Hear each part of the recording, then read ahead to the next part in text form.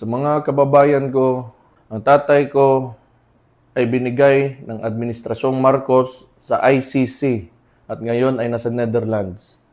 Si PRRD ay isang Pilipino. Si Rodrigo Roa Duterte ay dapat, kung may haharapin siyang kaso, ay dapat dito sa lupa natin, dito sa Pilipinas. Magpapasalamat ako kung nakikinig ka man nito ngayon. Ibig sabihin ay sumusuporta ka at nananalangin din na makauwi yung tatay ko dito sa Pilipinas. So, maraming salamat sa inyo at kailangan namin kayo sa laban na ito. Hindi namin kaya kung wala kayo mga Pilipino sa likod namin. Mabuhay kayo at maraming salamat. God bless you all.